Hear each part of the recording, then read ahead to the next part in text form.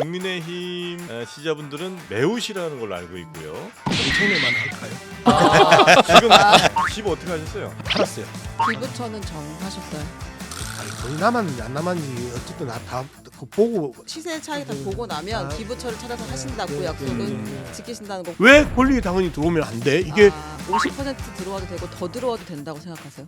저는 상관없다고 생각해요. 의원들은 예. 뭐 그냥 졸리는데 아, 그 안 졸리게 얘기 좀 하세요. 사람 졸게 만듭니다. 아니 두 분은 눈이 초롱초롱 아니, 사람들 밤에 말똥말똥한데 잠을 많이 잤어요.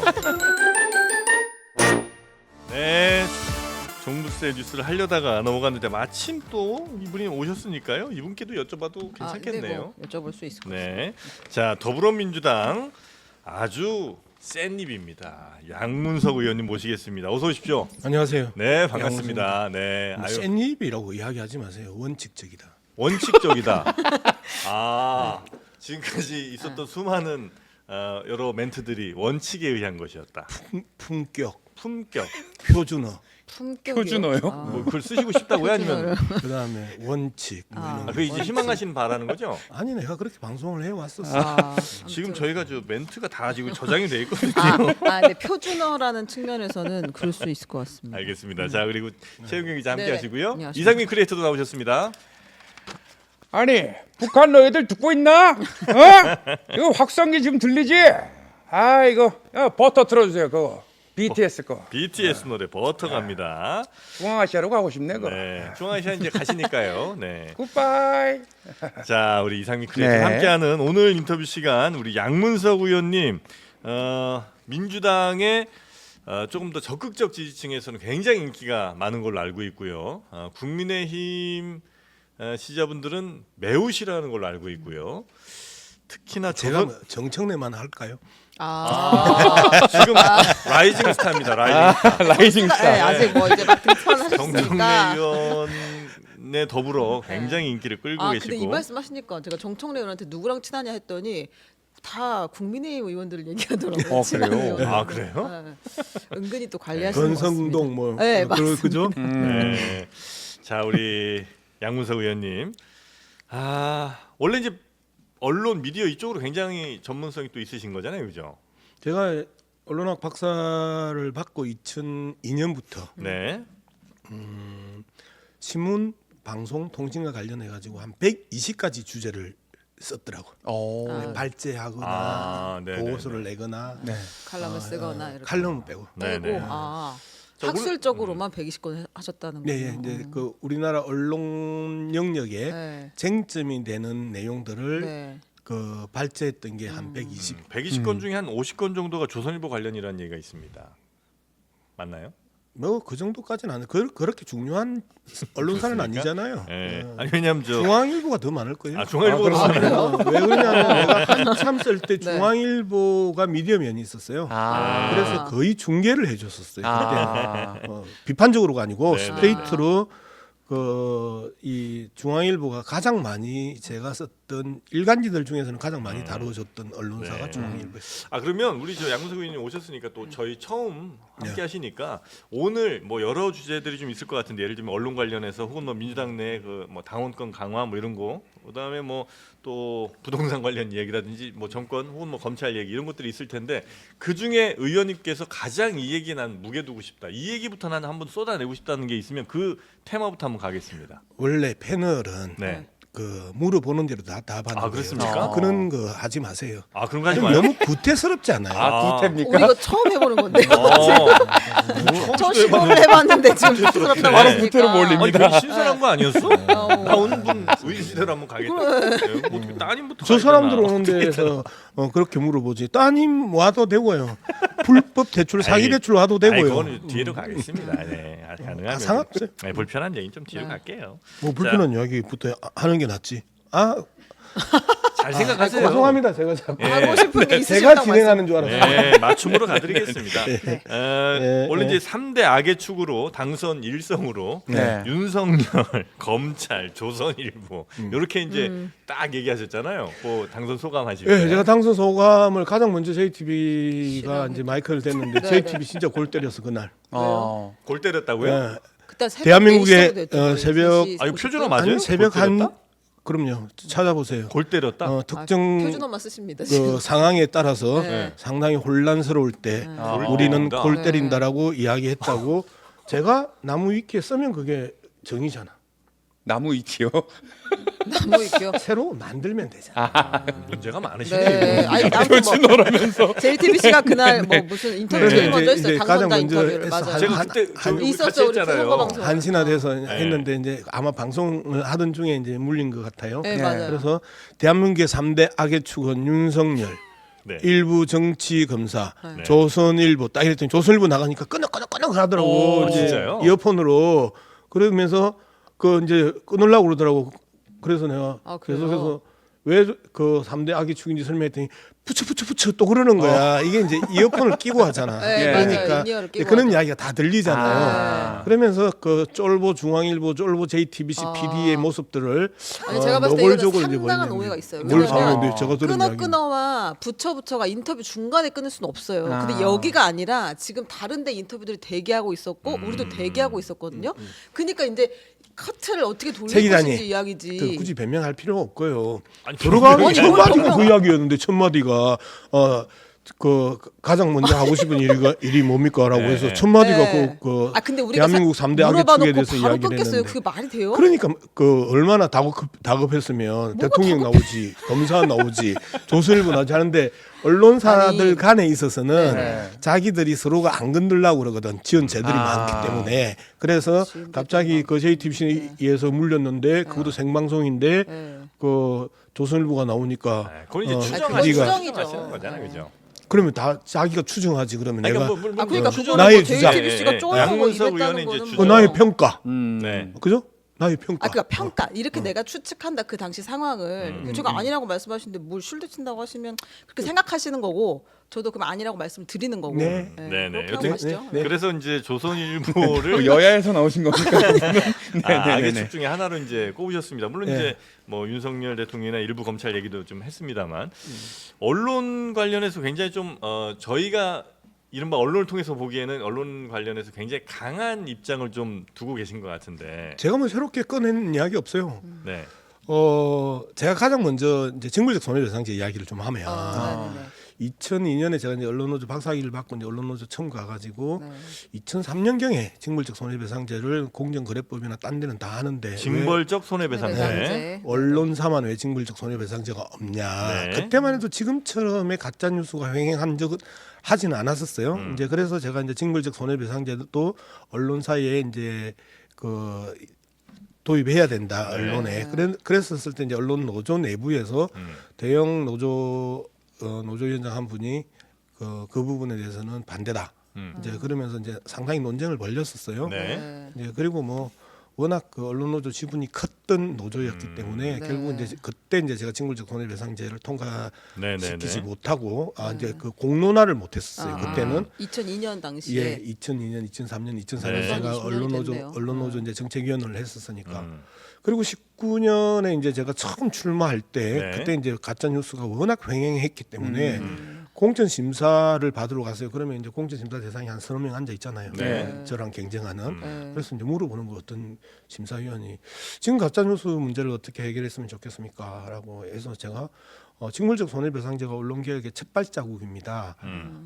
사실을 사실대로 쓰라고 이야기를 하고 거짓을 네. 쓰지 말라고 하는 게 징벌적 손해배상제의 기본 출발입니다. 네. 네네. 이제 징벌적 손해배상제를 강력하게 이야기를 했죠. 그리고 나서 20년, 21년 이제 요 무렵에 송영길 대표가 당 대표가 되죠.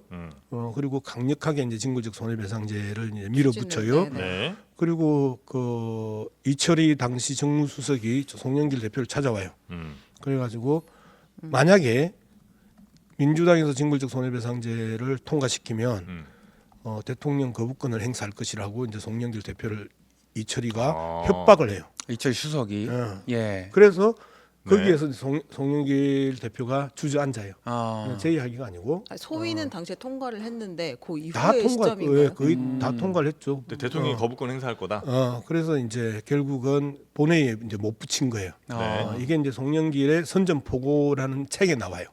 책이 있습니까? 저는 이제 그 사이 그 다른 루트로 들었는데 네. 제가 이제 이런 이야기를 하니까 송영길 전 대표도 그 선전포고라는 책에 그 내용을 상세하게 썼더라고요. 그래서 거부권을 행사할 것이다라고 이야기하는 거는 이제 송영길 대표의 선전포고라는 책에 네.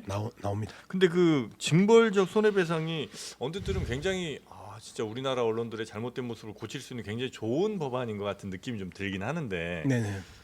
막상 이제 현실에서 적용을 하다 보면 뭐 어떤 예가 아주 예를 들면 이런 거죠. 그냥 네. 바이든 날리면 보도가 있었다. 네. 근데 이제 지금 그것 때문에 MBC가 고생을 되게 많이 했잖아요. 네. 그리고 이제 권력을 가진 분들이 소송을 한번 걸면 기자들이 그거에 굉장히 많은 시간과 돈을 써야 되고 사실 보도가 위축될 수밖에 없는데 지금 상황에서는 이게 없어도 우리 되게 위축되어 있어요. 그러니까 많이 이런저런 제재가 들어온단 말이에요. 방통위를 통해서도 들어오고. 근데 거기에 이제 이런 징벌적 손해배상자가 손해배상까지 들어오면 있으면 더 이제 위축되지 개인이라든지 않겠냐. 아니면 그 법무팀을 동원할 수 있는 기업이라든지 이런 데서 기자나 이제 언론사에다가 이런적으로 엄포를 놓는 일이 되게 쉬운 일이 돼버리는 거죠. 어렵지 않잖아요, 그리고 사실. 더군다나 이거는 예를 들어 그냥 아무것도 아닌 저 같은 사람들은 그런 잘못된 보도에 의해서 뭔가 법적으로 하기도 좀 쉽지 않은데 왜냐면 이제 뭐 법적으로 많이 알지도 못하고 내 권리를 또 잘 찾지 못할 가능성이 좀 높은데 오히려 힘 있는 사람, 권력 있는 사람, 돈 많은 사람들은 훨씬 더 그런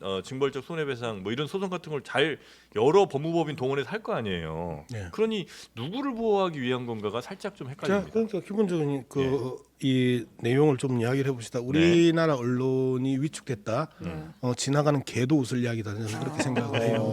네. 그 많은 시민들, 많은 국민들이 기레기, 기자 쓰레기라는 표현을 쓰잖아요. 네. 그 안에 네. 언론에 대한 불신들이 엄청나게 지금 그 만연해 있는 거잖아요. 그다음에 과연 그 시민들 입장에서 국민들 입장에서 언론이 위축되어 있다라고 생각을 할까요? 역으로 그 부분에 대해서 네. 어느 눈높이에 예. 그 우리가 잣대를 대야 되느냐 많은 여야 할 것 없이 보수 진보 할 것 없이 네. 국민의 눈높이에서 보면 그냥 기레기가 보통 명사화되어 가는 과정들을 네.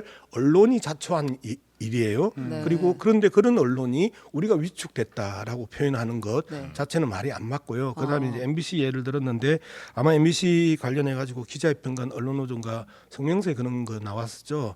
근데 권력은 항상 그 언론을 장악을 하려고 했고 그다음에 언론을 통제하려고 했었어요. 네. 그거는 언론이 등장한 이후에 그 유사일에 계속되는 일들이에요. 네. 그런데 갑자기 징벌적 손해배상제가 그 윤석열에 의한 언론 탄압의 도구로 쓰여질 수 있다 이런 식으로 이 논리를 펴는 거는 저는 어불성설이다. 말씀드렸던 것처럼 징벌적 손해배상제가 언론노조에서 처음 다루어졌던 거는 2002년, 2003년 이 시기에 네. 처음 다루어졌고 네. 그리고 징벌적 손해배상제를 본회의 앞에까지 그 민주당이 몰고 갔던 적도 있고 네. 그게 다 그때는 문재인 정부 때예요. 네. 그다음에 이제 그 윤석열 정권 와가지고 날리면 바이든 이야기를 가지고 또 그 문제를 삼았고 근데 징벌적 손해배상제에 있어서 가장 핵심은 뭐냐면요 위법성, 의도성, 악의성이거든요. 네. 이제 이게 이제 미국에서 3대 그 이 징벌적 손해배상에 대한 네. 대상에 대한 이제 부분인데 네. 악의적인 부분들에 네, 대해서 이제 계속 이야기를 해요. 그러면 악의성은 두 가지예요. 하나는 허위 사실을 전제로 하고 허위 사실을 유포해 이거 악의적이죠. 네. 두 번째 허위 사실을 가지고 해설을 해. 네. 그죠? 그러면 이중가해죠. 그래서 그 왜 팩트 체크하면 되잖아. 그죠? 그럼 이제 똑같이 말씀을 드릴 수 똑같이 있는데 해보세요. 이제 국민들이 국회의원이라고 하잖아요. 예. 사람 취급 안 하는 경우도 네, 있고 네, 정치인에 대한 신뢰도가 매우 떨어져 있어요. 그렇지만 우리는 본회의장이나 상임위원장에서 국회의원들이 하는 의혹 제기 아니면 그것들이 완전히 팩트 체크가 되지 않았을 때 사실은 의혹 제기를 더 많이 하는 거잖아요. 진실을 알아가는 과정에서. 근데 거기서는 우리가 그 특권을 주잖아요. 이게 내가 본회의장에서 정치적 이유로 뭔가 의혹 제기를 했을 때는 사실이 아니더라도 그걸 가지고 소출하지 않잖아요. 근데 그것과 똑같이 당연히 언론이라는 게 진실을 알아가는 과정에서 팩트를 조각 모아서 진실까지 가는 거니까. 그리고 보통 한 언론사가 그걸 하지 않고 여러 언론사가 같이 이걸 조합해서 점점 좀 진실에 가까이 가는 거잖아요. 지금 하는 대부분의 일들이. 근데 그 과정에서 당연히 오보가 나올 수도 있고 당연히 오보가 나올 수 있죠. 우리가 갖고 있는 정보가 완전한 진실이 아니라 진실에 가는 조각들이기 때문에 네. 들은 이야기를 쓰거나 그게 완전히 체크 안 될 수도 있는 거잖아요. 지금 최해병 사건도 비슷한 루트고 우리가 이제 국정 최순실 국정농단 사건 국정농단 때도 사건 때도 다 비슷해요. 네. 지금 돌이켜 보면 네. 틀린 것들이 있어요. 네, 예. 근데 그 당시에는 전체가 다 이제 힘을 합해서 진실로 가는 과정이었죠. 근데 그 끝나고 나서 만약에 최서원 씨가 이거 틀렸으니까 징벌적으로 한번 가보자 이제 이러면 우리 입장에서는 아 그때 그럼 이거를 계속해서 확인이 안 되는 보도는 쓸 수 없겠구나 이런 의혹이 분명히 한 두세 명한테 내가 들었지만 문서로 확인 안 되면 이건 쓰지 말아야겠구나 이렇게 위축될 수 있다는 우려를 말씀드리는 네네. 거죠. 네, 이제 방금 이야기했던 기레기와 국회의원 하늘과 땅 차이죠. 선출직이고 국민이 뽑은 게 국회의원이에요. 네. 그리고 언론사는 사기업이에요. 예, 사기업과 뽑힌 권력과 그 스스로 권력이 된 이 집단하고는 하늘과 땅 차이라고 저는 생각을 해요. 그래서 그 국민에 의해서 뽑힌 권력이 국회의원이라고 욕을 해도 되는데 네. 기자는 안 되고 국회의원은 돼 의혹 제기에 대해서 이렇게 이야기를 하면 상당히 이제 곤란하다. 그러면 기본적인 헌법 정신에서 완전히 무너지는 부분이다라는 선출직이 네. 아니면 의혹 제기는 반드시 아니, 팩트 확인됐을 아니 때만 잠깐만 하나 그런 이런 식으로 비교를 하면 제가 이제 기레기에 대한 그 이제 반응이 네. 국회의원이라고 이야기를 했었잖아요. 네.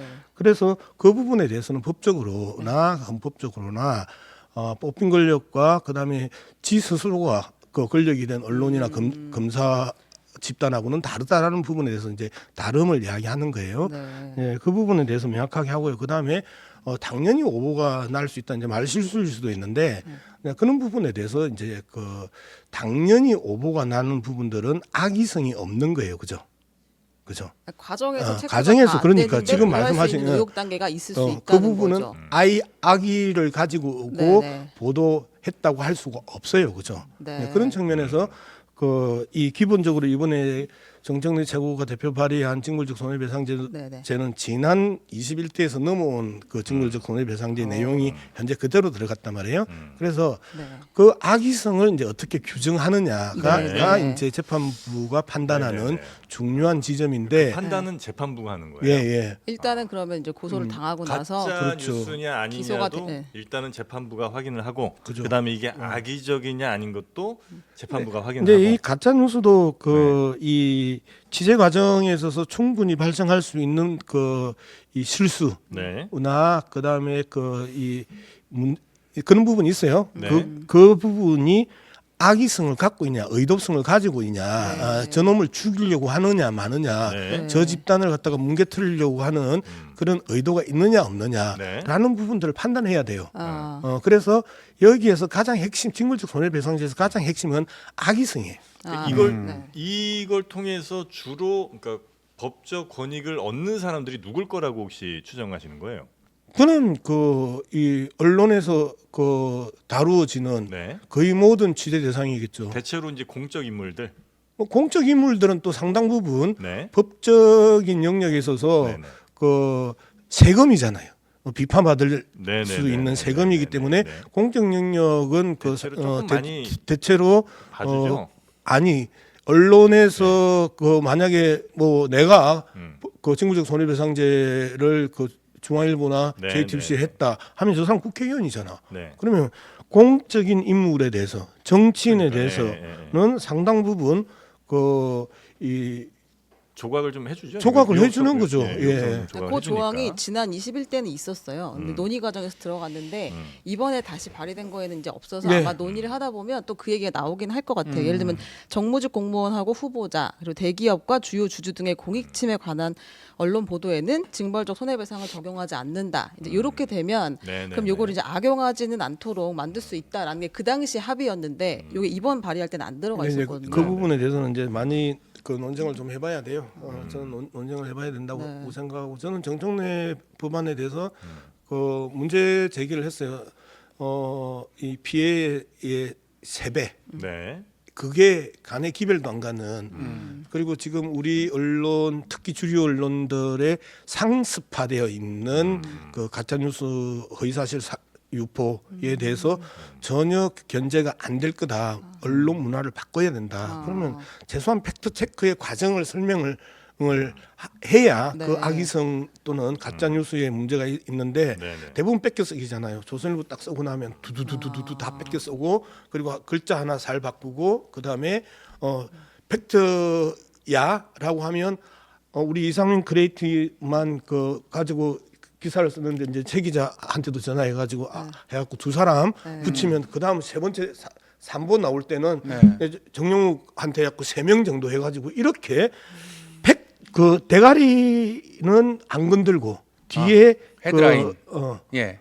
대가리는 안 건들고 그 아래 아래만 동물들 얘기하시는 거죠, 대가리는.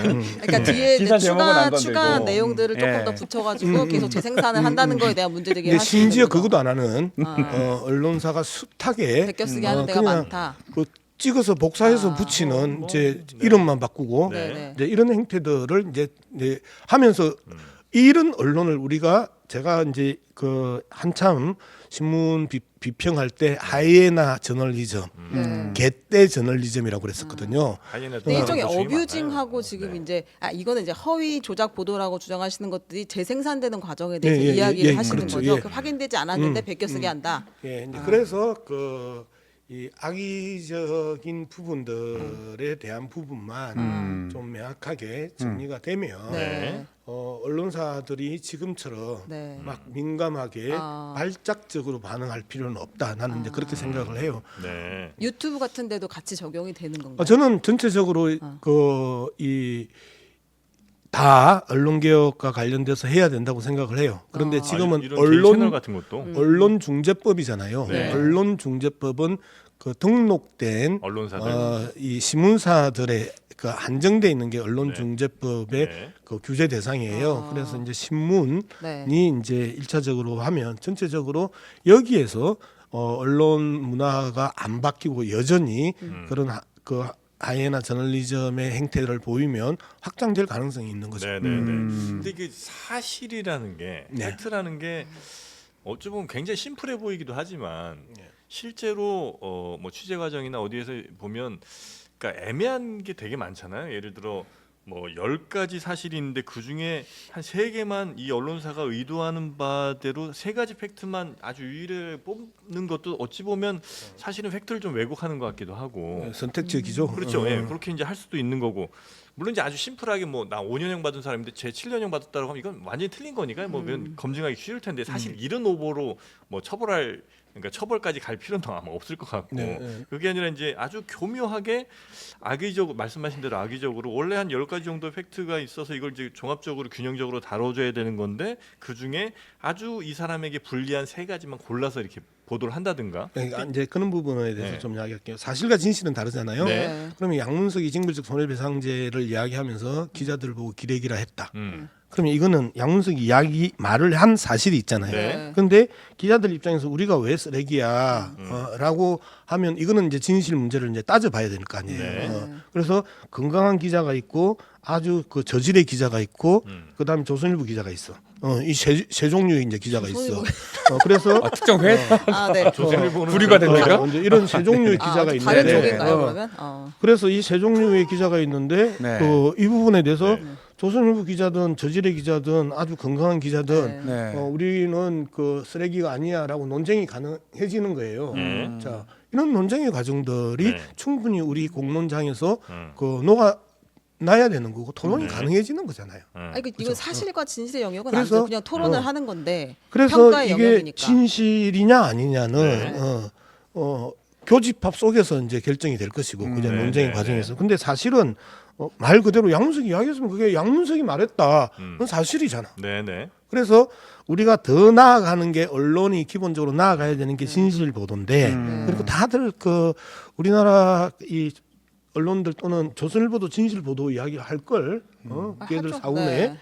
진실 보도를 이야기하는데 기가 찬 이야기지만 자 사실 보도에서 진실 보도로 나아가는 언론 환경이 돼야 되는데 네. 이게 우리가 꿈꾸는 괜찮은 나라인데 네. 사실 보도도 안 하잖아. 허위 사실을 유포하는 게 일상이 돼 있는 그렇게 그리고 보시는군요. 국민들이 그래서 언론을 향해서 네. 언론 개혁의 요구가 분출하고 총선의 민의로 나타나고 그다음에 기자들을 보고 기레기라고 하면서 네. 계속해서 그 반성을 촉구하고 이제 하는 것들이 네. 현재의 그 2024년 네. 6월에 네. 대한민국 국민이 네. 우리나라 언론을 바라보는 아. 관점 아닐까. 아니 근데 그 조선일보만 유독 더 사랑하시는 이유가 있나요? 네. 동아일보는 왜 빼십니까? 아니 다른 그러니까 언론사들 보통 이제 3사를 묶는 경우도 좀 많았던 것 그렇지, 같은데. 조중- 제가 중동. 답변 안 할 그 네, 안 이유도 하셔도 있죠. 됩니다. 예, 예. 중앙일보사에 와가지고 조선일보 자꾸 이야기하는 건 나도 불편해. 네네네. 특별히 사랑하시는 것 아, 같아서. 유독 그 애정을 보여주시는 것은 뭐 네네네네. 조선인도 알고 있을 것 같고. 그럼 네. 제가 한번 네. 질문 드려볼게요. 현안과 관련해서 좀 질문 드려볼게요. 이화영 경기부지사가 불법 대북 송금 혐의로 1심 결과가 나오지 않았습니까? 이에 대해서 한동훈 전 비대위원장 이런 말을 했습니다. 형사 피고인이 대통령이요? 집행유예만 되더라도 대통령직 상실입니다. 라고 말했고 안철수 의원은 이재명 대표는 이화영 재판 결과에 대해서 석고대죄하고 진실을 밝혀야 됩니다. 이렇게 얘기했습니다. 이 부분에 대해서는 어떻게 평가하십니까? 근데 이 질문 없었으면 네. 이상민 크레이트 어느 대목에서 들어올 그러니까요. 저 지금 굉장히 방송에 대해서 얘기하시니까 저는 뭐 하지 싶었습니다. 신문에 대해서 이야기했거든요. 네네네네. 어느 대목에서 들어오려고 했을까? 그래서 나는 흉내 내는데 빠져가지고 질문을 못 들으셨구나. 질문이 뭔지 몰라. 네네네. 아, 이화영 부지사 판결은 보셨죠? 네. 예, 봤어요. 네, 그래서 뭐 어떤 분들은 이화영이 유죄면 이재명도 유죄는 이제 이런 식으로 하시는 분도 국민의힘에서 있고. 그 얘기를 하고 있죠. 네, 아주 심플한 문제죠. 네. 국정원의 주장과 김성태의 주장 중에 국정원의 주장은 배제되고 김성태 주장이 이 채택된 거잖아요. 예. 문제는 심플해요. 그러면 국정원을 믿을래, 김성태를 믿을래. 둘 다 그 나쁜 놈이든 좋은 놈이든 국민들이 기본적으로 국정원에 가지고 있는 불신이 있든 없든 국정원을 믿을래, 그 일개인 조폭 출신 그 김성태를 믿을래라고 던졌는데 네. 판사가 국정원은 다 배제하고 여기만 그 김성태 발언만 채택을 했단 말이에요. 자, 이런 상황에 있어서 많은 사람들이 김성태가 훨씬 더 신뢰가 있는 사람이라고 동의할까요? 이 정도 문제 제기만 합시다 이 문제. 그렇게 판단하시는군요. 그러니까 법원의 판단이 그거를 국정원을 받아들이지 않았다는 것은 네. 그냥 그러니까 법원도 그러면 제대로 증거를 채택하지 않았다 이렇게 보시는 그렇죠. 거예요. 이번 그 1심 법원이 이번 이 재판에서는 저는 네. 그렇게 생각합니다. 혹시 그런 건 아니에요? 그러니까 나에게 불리한 언론, 나에게 불리한 판결은 나는 받지 않겠다. 나는 배격하겠다라고 비판하실 수도 있잖아요. 네. 이 말씀 방금 듣고, 네네. 예, 그럼 나한테 유리한 판결은 잘된 판결이고 나에게 잘 써주는 언론들은 굉장히 훌륭한 건강한 기자들이다. 이렇게 갈 수는 없을 거 아닙니까 우리가? 자, 제가 그 부분에 대해서 네. 이야기를 할게요. 그걸 떠나서 네네. 다른 그 판단을 할 수 있나요? 나에게 유리한 게 나에게 좋은 것이라는 판단이 맞다는 말씀이세요? 기본적으로 나의 내면 속에는 네네. 네. 그러한 부분들이 마음은 당연히 그 그렇게 사람 가겠죠. 누구나 있을 거 아니에요. 네. 그리고 네. 그 생각하겠죠. 부분을 가장 객관화시키고 공정화시키고 그리고 논리화시켜서 우리가 이야기를 하는 거잖아요. 네. 그렇죠? 네네. 그래서 이 부분에 대해서 국정원보다 네.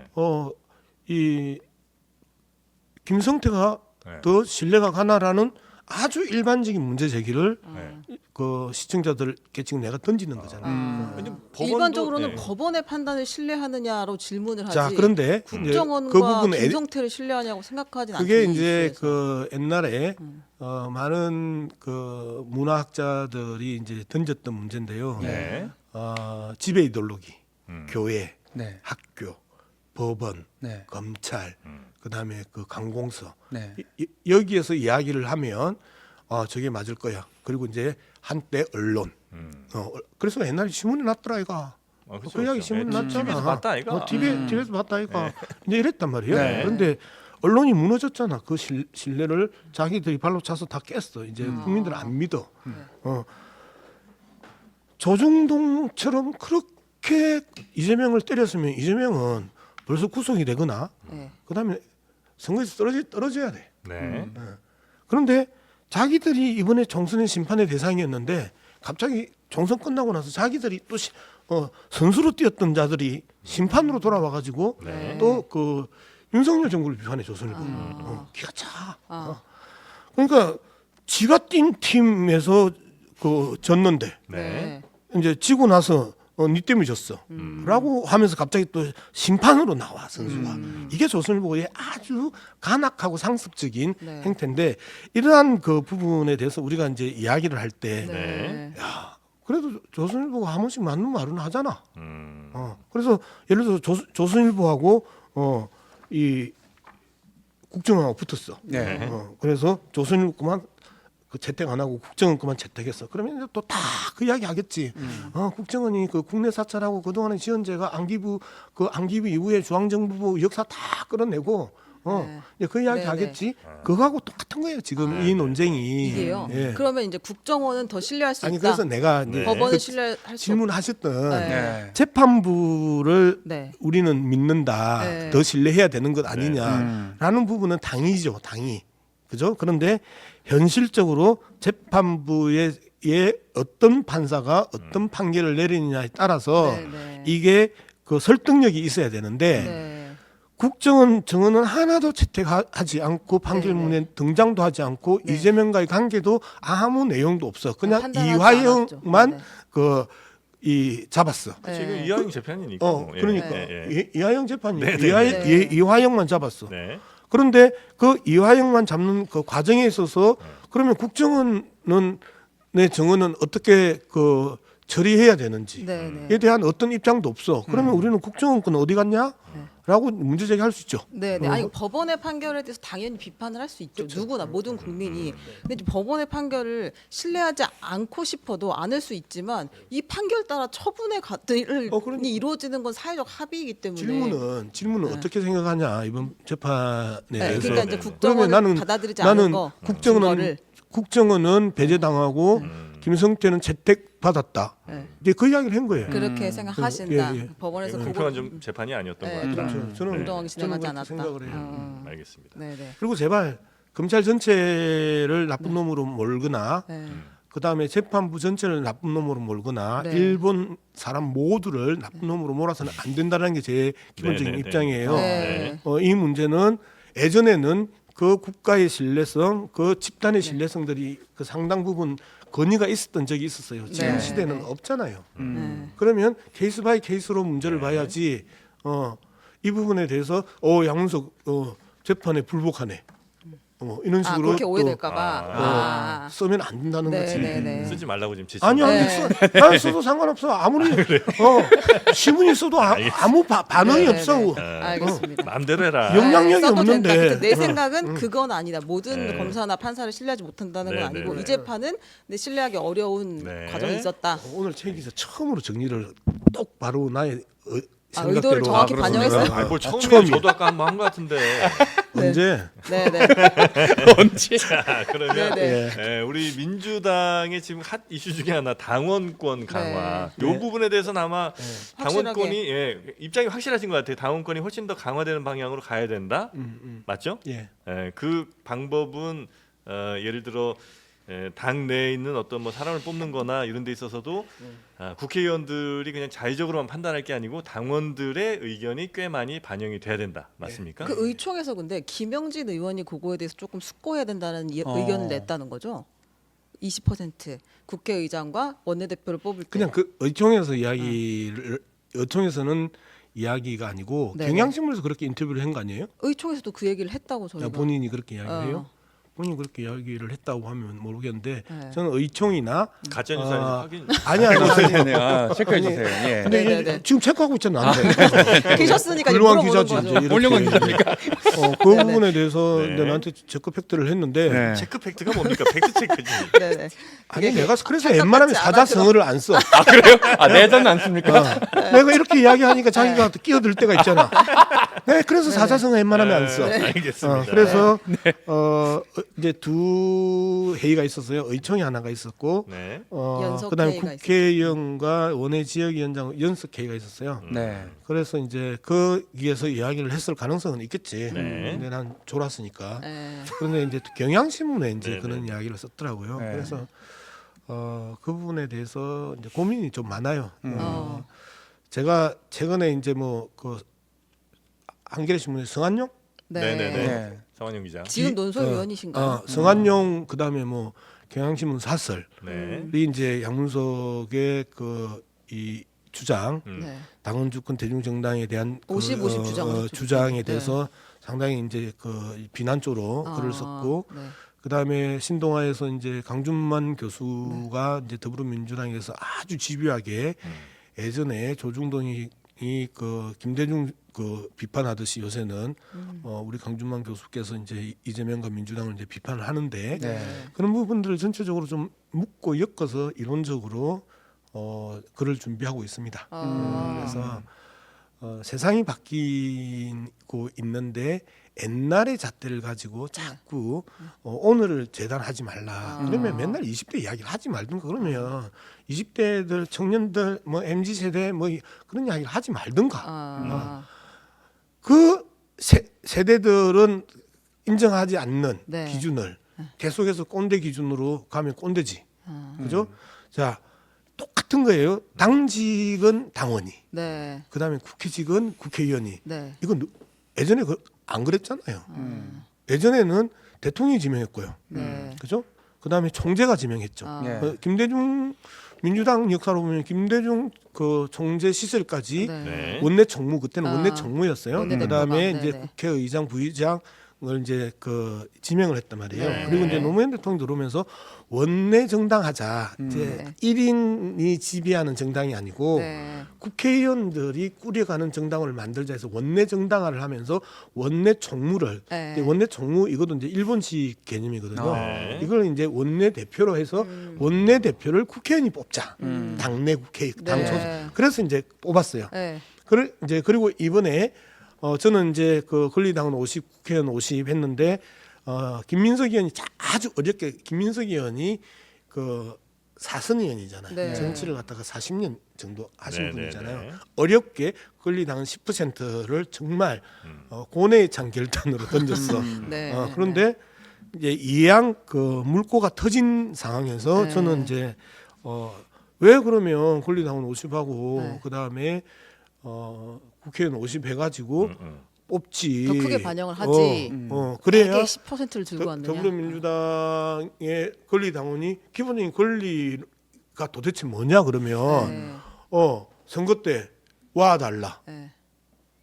돈 달라, 표 달라 네. 하는 동원의 대상이냐? 아. 그러면 당에 대한 그 이 흐름을 매서 당원들의 입장이 들어가야 되잖아. 그러면 원내대표는 국회직이 아니잖아요. 네. 당내 민주당의 원내대표를 뽑으니까 당직이죠. 그러면 그다음에 원내직. 그들 표현대로 하면 네. 그다음에 국회의장 후보와 국회 부의장 후보를 뽑으면 네. 이거는 뭐예요? 현재 당에서 뽑는 거죠.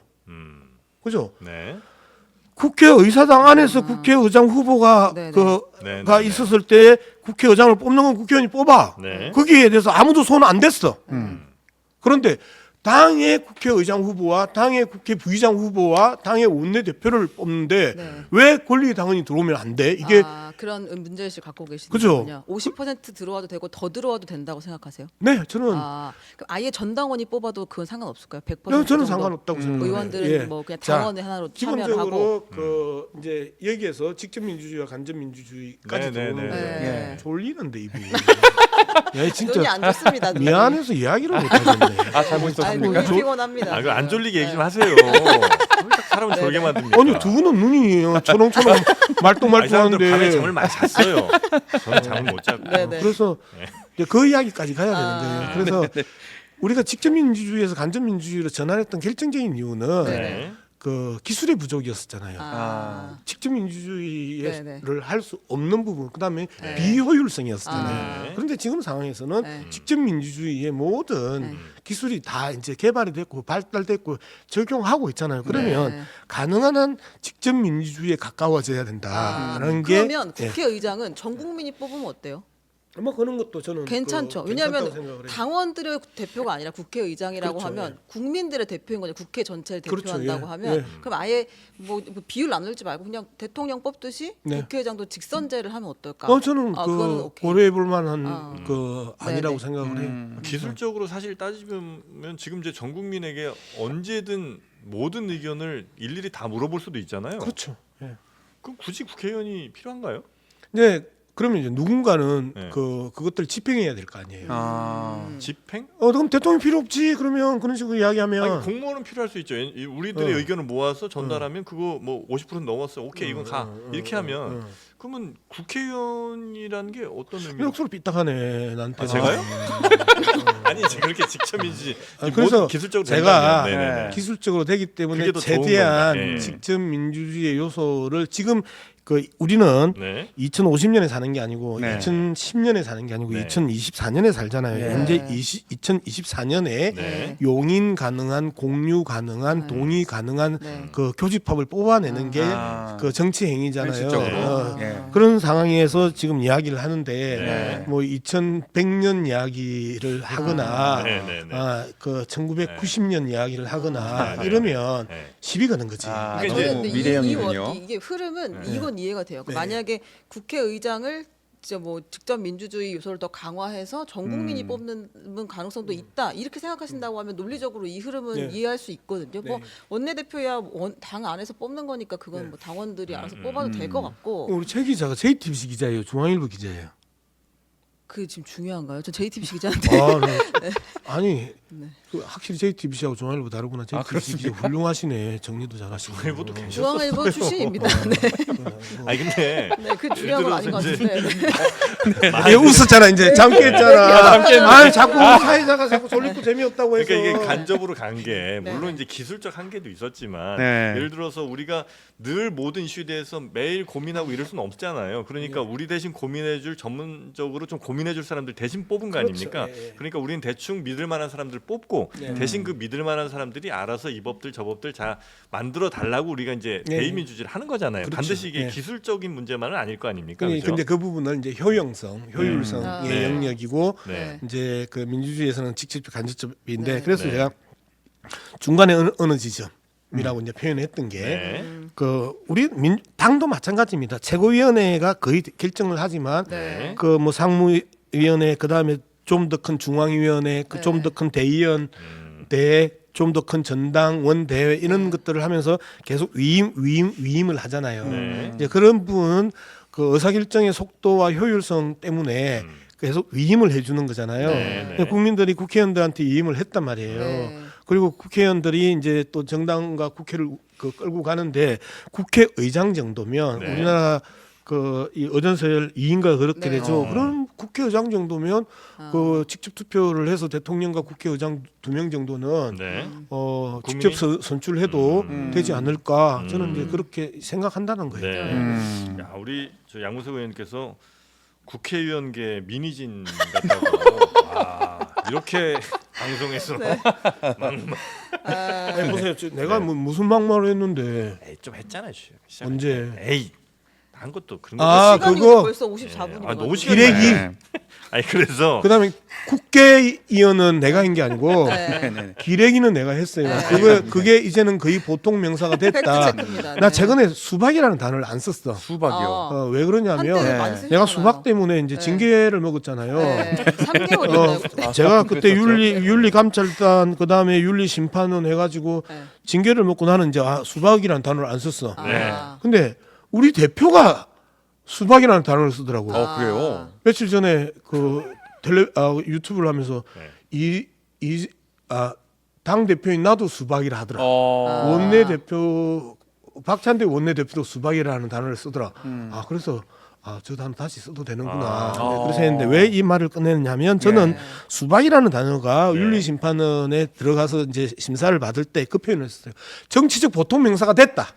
이미 이미 네. 사람들이 그렇게 받아들인다. 겉 다르고 속 다른 정치인을 향해서 수박이라 한다. 그래서 정치적 보통 명사가 됐다라고 표현을 했던 거고 네. 기레기도 네. 이미 언론을 향한 비판적 국민들이 기레기라는 용어가 이미 보통 명사가 됐다라고 하는 이야기예요. 그런데 이걸 막말이라고 이야기를 하면 네. 뭐 그거 막말이라고 이제 진지하게 말씀드린 건 규정하세요. 아니고 그냥 무섭죠? 앞에 기자분이 계신데 기레기라고 얘기하는 거는 좀 예의가 아니었던 것 같다. 그 정도로 제 말씀 좀 네, 네, 드리겠습니다. 네, 그 부분에 대해서 네. 제가 네. 그때 이제 수박이라고 말한 게 전부가 아니고 수박의 뿌리요 줄기요 수박 그 자체인 전해철과 싸우러 간다. 농사꾼입니까? 라고 하셔가지고 이재명 대표가 이제 내년 총선을 앞두고 네. 특정 출마 예정자가 다른 출마 예정자나 당원에게 모욕적 발언을 하면 윤리감찰단이 조사하라라고 지시를 해서 이게 시작된 거였잖아요. 언제 그새 다 찾았어요? 찾았죠. 이 노트북 놀고 있습니까? 그럼? 우리는 노트북도 없고 근데 갖고 오시는 분도 계십니다. 그러니까 이미 장비의 차이야. 전쟁과 토론은 그렇죠. 맞습니다. 장비의 차이야. 네. 정보와 싸움입니다. 그렇습니다. 네. 아니, 아닙니까? 그래, 여쭤보는 그런 거지. 무근무한 반응을 보이면 네. 방송 재미 없어진다니까. 사실 이제 민주당에서 마지막 할 관건이 이거 아니겠습니까? 예, 양 의원님, 아, 저 연임 해야 됩니까 말아야 됩니까? 허심탄회하게 좀 말씀해 주세요. 뭐 저는 뭐 해도 그만 안 해도 그만인데 예, 어떻게 생각하시나요? 네, 그 부분에서 제가 말씀드릴게요. 첫 번째, 해도 그만 안 해도 그만은 네. 이재명 대표가 이제까지 이야기했던 당헌이 주인이다라는 부분에서 정면으로 거스리는 그 표현이에요. 아 그렇습니까? 당헌이 절대 다수의 당원이 하라면 해야 연임하라고 되고. 하면 아, 해야 되는 거 아니에요? 당원의 네. 명령이기 때문에. 당원의 명령인데 네. 당원이 주인이라면서요. 정당은. 네. 나라는 국민이 주인이라면서요. 네. 그러면 주인의 다수가 시키는 대로. 너 해. 음. 라고 하면 해야 되는 게 그 당원으로서 그리고 당 지도부로서의 기본적인 태도 아닐까요? 네. 아. 그 부분에 대해서 저는 선명합니다. 네. 네. 아, 자 그러면 끝으로 시간이 좀 많이 없는데 네. 집 어떻게 하셨어요? 저는 선거 끝나고 나서 바로 그 집을 내놨고요. 네. 그리고 팔았어요. 그래서 이제 계약금하고 중도금을 5월 30일인가 받아가지고 네. 새마을금고에서 빌린 돈 이제 다 갚고 네. 12월 말에 예. 이제 잔금 받으면 예. 이제 손익관계를 따져서 12월 말에 받으세요? 예, 예. 그때 아무도 들어오시죠. 집안 길게도 사봤죠. 하셨네 근데. 집 한 번도 안 사봤죠. 아까 무슨 잔금 예. 6개월씩이나 치시네요. 나한테 왜 물어봐요? 큰 집이라서. 이게 약간 보통 집은 3개월이면 끝나는데 큰 집이어서 그런 것 그래요? 같습니다. 그래서 어쨌든 나도 그거는 잘 모르죠. 그래서 12월 말에 잔금 받고 나면 네. 이제 손익관계 따져서 남으면 네. 이제 그 공익재단에 이제 기부하는 걸로 그렇게 그 기부처는 정하셨어요?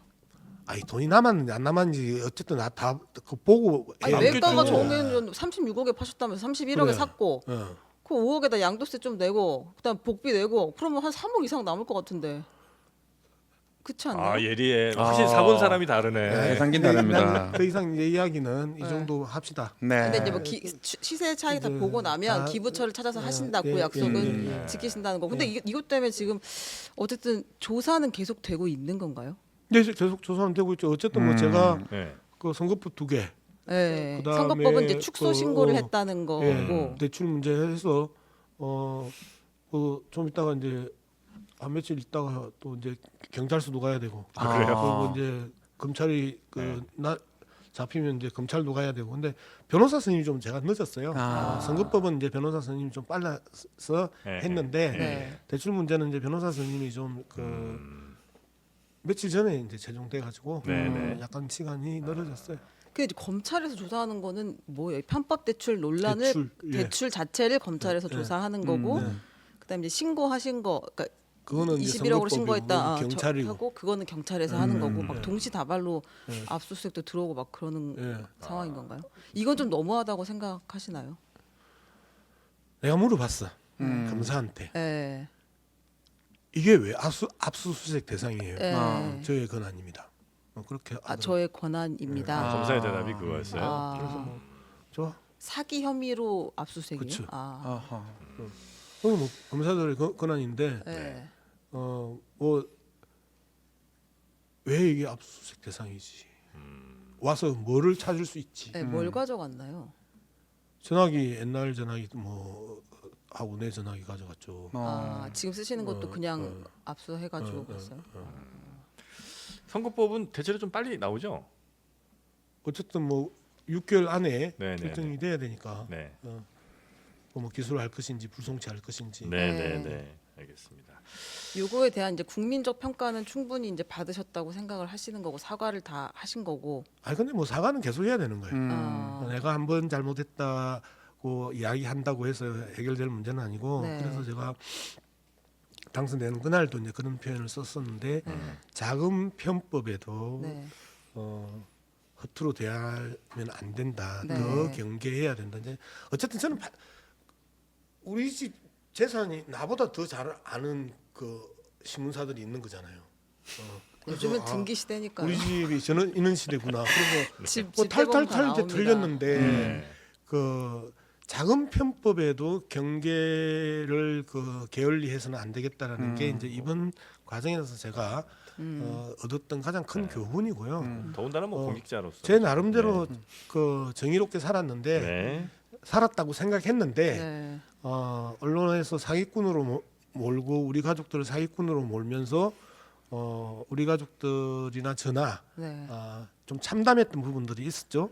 그리고 이런 부분에 대해서도 이제는 네. 그 더 경계해야 되는 것 아니냐라는 부분에 있어서 뭐 이 프로그램을 보고 계시는 네. 구독자 여러분들, 시청자 여러분들에게 다시 한 번 더 이 네. 부분에서는 사과드립니다. 근데 네. 좀 보도가 많이 됐잖아요. 사실은 좀 너무 과하다고 생각하셨을 수도 있을 것 같은데 그 시기에 특히 예민한 선거 선거 시기였기 때문에 더 그게 이제 큰 상처와 충격일 수도 있었고 또 많은 분들이 이제 그 언론 보도가 막 쏟아지면 인생 전체를 부정당하는 것 같다는 그 부담을 많이 가지시더라고요. 그래서 아마 장관 하라고 하면 요새 그렇게 다 안 하고 도망 다니시나 봐요. 청문회가 두렵고 하니까. 그 개인적으로 아주 친한 네. 그 고검장 출신이 이제 검찰한테 예. 이제 뭐 사실상 이제 정치 보복적 성격으로 이제 그 탈탈탈탈 틀렸던 모양이에요. 아. 그냥 그분하고 이야기를 하는데 네. 예전에 자기가 검사 시절에 왜 그 피의자들이 자살을 하는지 난 정말 이해가 안 됐다라고 하는데 그 심정을 이해하겠더라라는 말씀을 하는 거예요.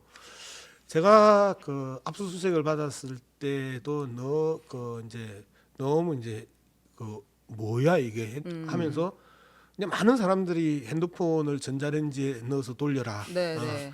그거 되나 진짜? 그다음에 멀리 멀리 해동도 아니고 네. 멀리 던져라, 숨길 수 있으면 숨겨라. 아. 네, 그런데 최소한의 마지막 자존심이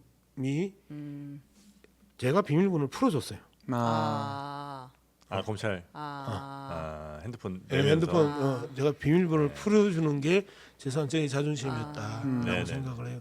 우리 이제 삭제는 한번 쭉 한번 하시고 아니요. 안 하셨어요? 제가 10여 년 자존심 얘기하는데 그럼 왜 자존심 이야기했어요? 그러니까 이분이 네. 졸려. 이분이 많이 졸린 것 같은데 그게 이제 최소한의 나의 자존심이었던 네, 네, 것 네. 같아요. 알겠습니다. 근데 요걸 보도한 기자들은 어쨌든 징벌적 손해배상에 들어가지는 않는 거죠. 만약에 무혐의가 나더라도 그럼 사실과는 다른 거잖아요. 의혹을 계속 뭐 사기 대출, 편법 대출 보도를 했는데 예.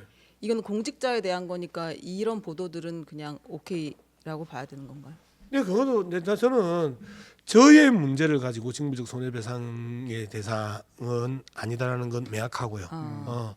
그리고 그 조선일보의 사기 허위 보도가 네. 있었단 말이에요.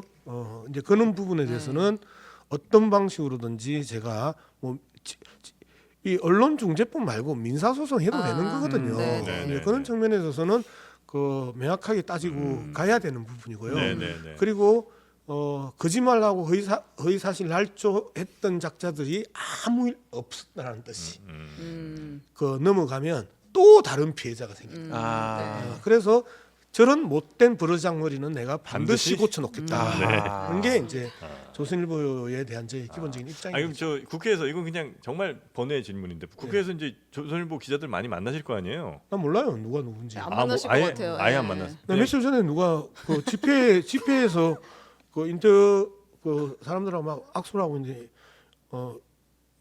노홍길 턱 대면서 네. 녹음기를 질문하더라고. 누구요? 그랬더니 KBS 기자인데요. 그래. 그래서 네. 나 KBS하고 인터뷰 안 해. 네. 그렇게 이야기를 했어. KBS도 안 하세요 이제? 아니 내 마음이지. 아니 뭐 당연히 마음이죠. 예. 그래서 이제 KBS랑 조선일보는 안 하시고. 근데 방송은 KBS. 예. 그다음에 신문은 이제 조선일보인데 네. 거기까지 확장 안 하려고 한 놈만 가능하면 조선일보에 집중한다. 네, 알겠습니다. 그 사랑하는 우리 저 송영길 대표 마지막으로 한번 목소리 한번 들어볼까요? 송영길 대표요. 네. 아 사랑하는 사이였습니까? 가는 다 잠시만요. 잊었으니 어디 안 가요? 덮었어. 찾아야 됩니다. 네. 송영길 선배까지도 안녕하십니까, 송영길입니다. 정말 통털한 심정입니다. 검찰은 정말 무수부리 권력을 가지고 있으면서도 김건희 여사는 수사도 안 하고 말이야. 정말 피해자들이 늘어나고 있습니다. 시시야, 아빠 간다. 물병 있으면 던져버리고 싶었는데 정말 통털한 심정입니다. 야, 이 정도 미소밖에 안 나옵니까? 저는 굉장히 좋아하실 줄 알았는데. 송영길 소나무당 대표. 그새 봤거든. 아 그래요? 보셨어요? 저희 대방송이구나. 이태원 그 아. 한강진 네. 그 집회에 이제 만나봤다. 저는 연사로 간 게 아니고 네네네. 그 아스팔트를 떠나면 수박이 돼요. 아 현장을 아. 떠나면 수박이 돼. 그래서 네.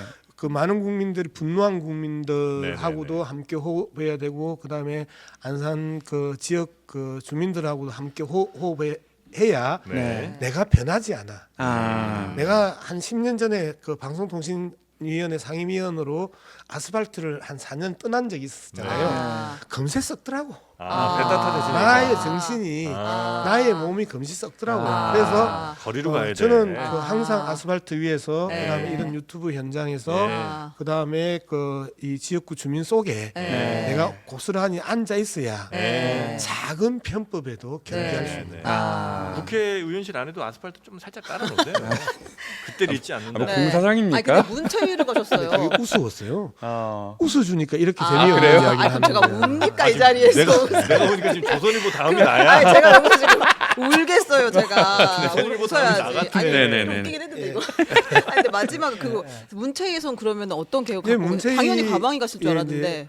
가방이를 이제 처음에 예. 하려고 했는데 거의 너무 치열한 것 같아. 제가 안산시 갑이고 네. 안산시 을이 김현 의원이잖아요. 네. 나보다 가장 가까이 아. 이제 했으니까 네. 근데 같은 지역구에서 두 명이 같은 상임위를 가는 거는 또 불문율이 아 그렇군요. 수 있잖아요. 네. 그래서 김현 의원 이제 가시고 저는 1번 문체위, 2번 가방이 3번 한노위를 넣었는데 네. 이제 그 문체위를 넣은 결정적인 이유는 신문 관련 법들과 언론중재법들 그다음에 정부 광고법 뭐 이런 것들이 다 문체위에 걸려 있어요. 그래서 우리나라 정부 광고가 1조입니다. 네, 네. 우리도 좀 주셔야 되는데. 중앙정부부터 지방정부까지 네. 이제 그건 이제 언론재단에서 네, 네. 또 네. 그 방송에 이제 뭐 고박코처럼 네. 이제 대응을 이제 광고 대응을 하는데 음. 이런 부분부터 그 동안의 잘못된 관행들과 관례들 그 다음에 정말 많은 그 국민들로부터 지지받고 신뢰받는 언론들 이런 언론들이 정상적으로 제대로 대우받아야 되는데 네. 못된 것들 몇몇이 다 그걸 나눠 먹고 있더라 하면 그거 바로 잡아야 되는 거잖아요. 그래서 이제 그런 측면에서 그 부분에 대해서 이제 좀 정리하자. 지금 정리할 때가 됐다. 한 20년 이상 법이 바뀐 게 없어요. 방송법도 바뀐 게 없고 네. 20년이 넘었죠. 신문법도 거의 바뀐 그 뭐 게 ABC 기준으로 그냥 주는 거예요? ABC 그 사기 조작된 이 네. ABC 반응부수. 기준으로 네. 조선일보가 대거 떼먹었잖아요. 그런데 그 부분에 대해서 바로 잡히지 않았잖아요. 그거를 이제 다시 재정비를 하시겠다. 그래서 조선일보는 지 목만큼만 가져가라. 아, 실제 너네 발행 부수만큼 광고를 가져가라. 너가 한 만큼만 너가 실력만큼 가져가야지 왜 너무 끝까지 너가 떼먹고 난리야라고 하는 게 제가 조선일보를 바라보는 기본적인 관점이에요. 그래서 조선일보 제자리 찾아주기. 아. 저희도 좀 자리 좀 찾아주시고 저희도 광고 좀 넣어주십시오. 알겠습니다. 자, 오늘은 우리 네. 양무석 의원님과 함께 요 정도. 네. 나 그러면 이 정도 하면 정영을 웃긴 거야. 정영진 씨입니다. 아 정영진 언제 이름 아 바뀌었대? 이름 좀 언제 이런 언제 이름 아, 바뀌었대? 이름 정영진을 이렇게 하면서 좀 하십시오. 웃긴 거야. 난 거야. 아유. 최욱 씨하고 헷갈리신 거 아니에요? 네. 정영욱 정영욱이 피곤하구나. 왜 정영욱? 언제 이름 바뀌었대? 여기 제일 재밌네요. 네. 정영욱이 제일 네, 네, 재밌네요. 네, 네. 네. 자, 우리 양문석 의원님 오늘 고생 많으셨고요. 네. 앞으로 의정 활동 잘 하시기 저희가 바라겠습니다. 좀 비꼬는 것 같아. 아니 꼬여 있네. 아니 좋은 말을 하는데 왜 이렇게 꼬여 있어? 우리 처음 만난 건 아니에요. 가실 때 항상 이렇게 말씀하시는데. 네.